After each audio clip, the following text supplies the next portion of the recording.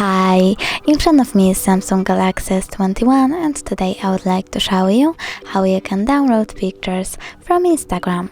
Firstly, open Play Store and download an app called Repost for Instagram.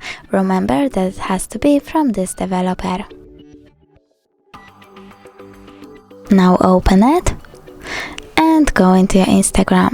Select the photo that you want to download, for example that one, and click at the three dots at the top right corner. Select Share To, click on Repost app, and go back to it.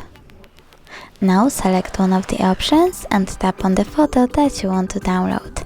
Click on the square icon to remove the label and tap the middle button. Now when I go into my gallery, I can see that my picture was successfully downloaded. Thanks so much for watching. If you enjoyed this video, don't forget to leave a like, comment and subscribe. Bye!